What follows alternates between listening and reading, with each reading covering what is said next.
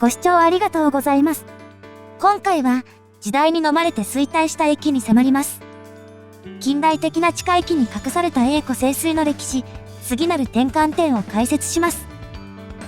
唐突に現れる地味な小屋の正体にも注目です。私が今乗っているのは台湾全土をカバーする鉄道、台湾鉄道の列車です。台湾鉄道の路線は島全体をぐるりと囲む路線と複数の支線で構成されています。台湾は東寄りを南北に山が貫いており、平地が多い西側の方が発展しています。今では環状になっているメインの路線も西側が先に開業し、東や南は後の方に開業しています。この下りも今回の話に関わってきます。この列車は台北駅を出て東へ向かっています。台湾最大の都市である台北を離れるにつれ、列車本数は少なくなります。七都駅に到着です。台北から20キロ余り東にあるこの駅は、西へ向かう特急列車の始発駅でもあります。台北には複数の拠点駅があり、それらのどこからでも乗れるようにしているからです。日本では珍しくなった機関車が客車を牽引するタイプの列車が、古い見た目とは裏腹に、行き先表示器は LED 式で、時代に応じて手が入れられています。また、先頭と最後尾だけに動力がある、プッシュプル方式と呼ばれる形態の列車もあります。私がここから乗るのが、東に向かう列車の一番上。日本語読みだと桐生ですが、現地の読みでキールンと呼びます。日本では駅で線路ごとに番号が振られるのに対し、台湾ではホームに番号が振られ、両側の線路は AB で区別されます。2B の乗り場を発車です。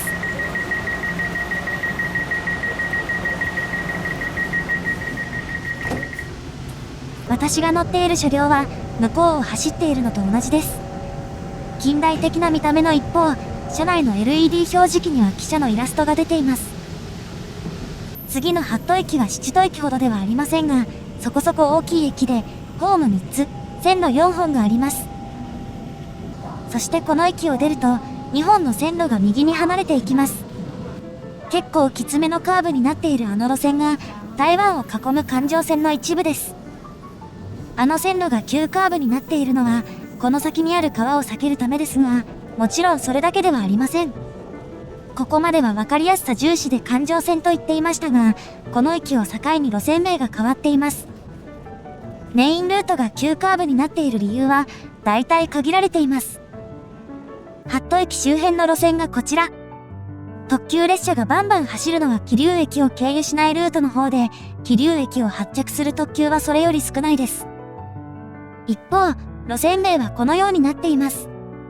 メインルートは八都駅で名称が変わる上、桐生駅へのルートが同じ路線名です。そして、路線名は中間線。この路線は文字通り台湾を縦貫する路線で、南部の主要都市である高雄までを結びます。台湾の鉄道路線の中では最も古く、また最も長い路線であり、台湾西部の人口密集地帯を南北に貫くこの路線は、台湾鉄道最大の重要路線です。2007年に台湾高速鉄道が開業し、スピードではかなわなくなった今でも、相対的な運賃の安さを武器に対抗しています。台湾高速鉄道と台湾鉄道は別組織で、日本と違って並行路線が第三セクターに移管されることもないので、サービスを高めて戦うしかないからです。そして縦貫線の歴史は、第二次世界大戦前まで遡ります。縦貫線で最初に開業したのが、台北からキールンまでの間。1891年、明治24年の開業です。これは縦貫線最初の区間であるとともに、台湾で最初の鉄道でした。その後路線は延伸され、1893年に日本による台湾統治が始まりました。縦貫線を高雄まで開業させることが重要であると考えられたため、建設時の規格が低く、日清戦争中の混乱を受けて荒廃していた既存区間の改良と、高雄までの建設を進め、1908年、明治41年までに縦貫線が全通しています。そして、キールンが縦貫線の起点になったのは、この駅の地理的特性のためです。キールン港は台湾で2番目、世界でも有数の規模を誇る港です。台湾北部の天然の良港を基礎に発展し、物流ネットワークを形成しているほか、離島との直通航路もあります。もともと、台北の北西15キロほどの場所には、淡水港という港がありました。19世紀後半には台湾で最大の港として栄えたものの、河口に位置していたこの港には、19世紀末頃から砂が堆積するようになり、大型船舶が発着できなくなりました。日本統治時代には、淡水港の代わりとして、基隆港の拡張に力が注がれます。基隆は台湾最初の鉄道の始発駅となり、淡水は小さな漁村になっていきます。その後、地下鉄の開業などで観光地に変化し、賑わいを取り戻した淡水の動画と、そこを走るハイテク LRT の様子は、概要欄から見てくださいね。基隆港では、第二次世界大戦の前後に数回の拡張や改良が重ねられ、1984年には取扱量で世界第7位に躍り出ます。台湾最初の路線の起点として大きな役割を担っていた基隆駅でしたが、1919年に八都駅から分岐する路線が開業。この路線は数回の延伸と改良を経て、台湾のメインルートに成長します。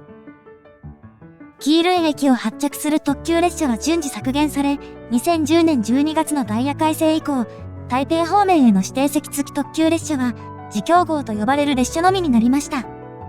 これは台湾で最も種別等級の高い列車ですが、1日あたり6本だけと、かつての拠点駅の割には少ないです。そして台湾鉄道には、これらを全廃する構想までありました。基隆駅を発着していた特急列車をすべて七都駅発着に切り替え、基隆駅は各駅停車のみの運行にすることが検討されましたが、地元などからの反対により、今でも実現していないです。2007年には、基隆駅と七都駅を結ぶシャトル列車を走らせ、特急列車と接続させることで利便性を高めることにしましたが、2010年12月のダイヤ改正で大減便され、シャトル列車は朝と夜のみの運行となっています。なお、各駅停車はほとんどが台北駅まで直通し、一定の利便性は確保されています。基隆駅の駅舎はたびたび建て替えられ、1967年1月には4代目の駅舎が完成。その後、2011年にホームが仮設ホームに移されます。これは基隆駅の地下化工事に伴うもので、2015年6月に線路が切り替えられ、基隆駅は地下駅になりました。時代の流れとともに姿を変えていった駅の様子を現地で見ていきましょう。基隆駅の一つ前の駅に到着です。この駅は2003年に新設された駅です。1990年代以降、台湾の主要都市では地下鉄などが整備されました。台湾鉄道では駅も列車本数も多くて利便性の高いそれらを見習った改革が行われ、これまでの長距離輸送が主体のダイヤから近距離輸送にも配慮したダイヤへの移行が進みました。この駅が開業したのはそうした利便性向上策の一環です。基隆駅までの距離は1キロ余り。S 字カーブにかかっているため列車はかなりのノロノロ運転です。高架橋の壁や沿線の建物も古めかしく古くからのものなのがわかります。進行方向右側に土地が空いているのが見えます。基隆駅が地上にあった頃の線路でしょうか。一橋の直後で線路の両側に壁ができ、地下線につながっていきます。基隆駅はホーム2つ、線路4本の構造です。上下線をつなぐポイントは駅から800メートルほど手前の地上部分にあります。駅から遠いのは不便ですが、駅の近くにはポイントを置ける場所がなく、かといって曲線にポイントを置くとコストが高くなって整備も面倒なので、S 字カーブの間のわずかな直線に置くしかなかったのです。列車を降りた乗客は大半が後方に向かって進んでいきます。車内はガラガラ。隣のホームに止まっている列車が先に発車するからです。壁面には友好協定を結んでいる西武鉄道とのコラボ広告が。その横には基隆周辺の路線図が。メインルートから直角に分岐する線形ですが、西武幹線の色はこちら側に塗られており、メインルートのルーツがこちらにあるのがわかります。また、これまでのカットでお分かりの通り、直通できるのは台北方面だけで、逆方面と直接行き来するのは無理です。私が乗ってきた列車は台北駅を貫き、100キロ以上離れた駅まで運行されます。マウンテンライン、山線というのが、縦貫線で先に開業した区間です。そしてこの駅、改札が2カ所あります。メインの改札は台北寄りにあり、突き当たりにある改札はサブの扱いです。車止めの奥で2つのホームが合体し、さらに奥に改札があります。日本でも見られる、投炭式と呼ばれる構造の駅で、幹線のターミナルでよく見られます。影の薄い改札ですが、車止めの裏側にはこんなものが。台湾鉄道縦貫線の起点駅であることを示すモニュメントです。その両サイドには、台湾鉄道懐かしのアイテムがショーケースに収められています。人が少ないので、落ち着いて観察できるのがいいですね。改札を抜けると、吹き抜けになった空間が、高さはそれほどなく、日中であればもっと光が差してきそうな感じです。右手にある階段は意外と短く、地上まではあっという間です。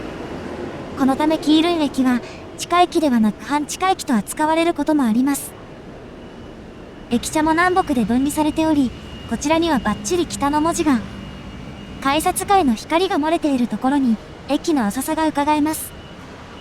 そしてここ、人の姿がほとんどありません。メインルートが移って、キールン駅の役割が低下したという話ではありません。この駅の2つの改札には、埋められないほどの差があるからです。10両編成の列車の反対側に移動です。ホームを行き交う人も、先ほどより明らかに多いです。もう一方の改札に向かいます。先ほどの改札はホームと同じ階層にありましたが、こちらの改札はホーム階の上にあり、エスカレーターやエレベーターも完備です。改札階に到着です。人の流れは絶えることがなく、先ほどの改札とは全く違います。また、先ほどの改札では改札機自体も簡易タイプだったのに対し、こちらはパタパタがついたタイプです。コンコースの真上には、さっきの改札のものより巨大な吹き抜けが。発車案内表示器もビッグサイズの6段組です。列車本数が少ないので、1時間半後の列車まで表示されています。時刻表がこちら。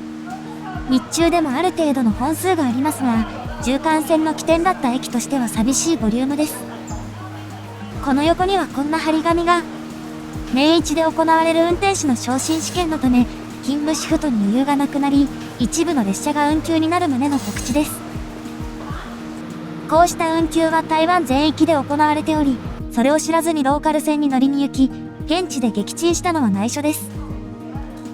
体感的に、改札の出入りの9割5分以上はこちらに集まっています。東側の出口から駅の外に出ます。正面にはイベントスペースが。そしてこのフロアはホーム階の上にあるだけでなく、地上よりも高い場所にあります。先ほどの駅舎とは異なり、こちらは2階建てになっており、この反対側では道路に直接出られます。駅の東西で道路の高さが異なるため、交差する道路は駅の真上で坂道になっています。駅舎の前景がこちら。あまりに大きすぎて、駅名の部分が目立たないです。キールン駅が港の付け根にあり、こちらの方が市街地に近いため、必然的にこちらが賑わいます。交差点では交通整理をする人もいます。この先からは、キールン港を一望できます。正面には税関の船が。その右奥には大型の貨物船もあります。拡張を続けたキールン港には、今では60ほどの船が停泊できます。この辺りにはバスターミナルもできたほか、芝生広場も整備され、賑わいが絶えないです。駅の外を通って、北口駅舎へ向かいます。駅の真ん中を横切る道路の下にある通路を通ると、人気が全くなくなります。この後ろには人がたくさんいるのですが、ここから先に進む人はおらず、電気の消えた照明と合わさり、不気味な感じです。この先には、巨大な屋根に覆われた空間が、いくつかフロアがあるようですが、エスカレーターは止められ、入れないところもあります。この辺りはどうやら商業エリアのようです。人が多い南側の開発が先行され、北側は後回しにされたのでしょうか。そしてこの先には、唐突にこんなものが現れます。そう、これはかつて使われていた、キールン駅の遺構です。これはモニュメントとして残されているらしく、屋根部分の説明書きや縦貫線の起点であることを示す0キロポストがあります。ここに残されているのは屋根だけではありません。かつての線路の一部もまた今でも残されています。その奥には車止めまで。この辺りには古い建物がまだ残っており、当時の雰囲気が味わえます。さらに大事なのが、先ほど車止めの後ろに映っていた建物。これはキールン駅で使われていた信号扱い所で、台湾の文化資産に指定されています。この先の線路も部分的に残され、雰囲気を盛り上げます。この先、北口駅舎の前にある車寄せの奥には港湾施設が並び、商業施設は少なくなります。そしてさらに先には、かつてキールン臨港線という貨物線がありました。多くの路線が分岐していたほか、操車場もあり、キールン港を支えていました。2003年12月に大々的な路線廃止が行われ、2011年9月には、キールン駅の地下化に伴う駅区移転計画に対応し、西4埠頭を結ぶ線路1本を残し、大部分が廃止されました。2015年6月にはキールン駅が地下化され、残っていた西4埠頭への線路も廃止され、キールン臨港線は全廃になりました。これらの路線がなくなったことから、台湾鉄道の新車などの荷揚げは別の港に役割を譲っています。一方、キールンには新たな鉄道の計画があります。それが台北とキールンを結ぶ鉄道で、過去には台北メトロと似た企画や LRT としての計画が持ち上がるなど、内容は二転三転していました。2020年には LRT の乗り入れと引き換えに、台湾鉄道の一般列車がキールン駅に乗り入れなくなることが濃厚となり、論議を巻き起こしたこともあります。同年10月には、LRT よりも輸送量の大きいシステムへの変更で関係者の認識が一致しました。ハット駅より西の区間が先行して着手され、キールン駅までの間は第2期区間に位置づけられています。台北からも1時間足らずで行けるキールン。この街の変化はまだまだ続きそうです。ご視聴ありがとうございました。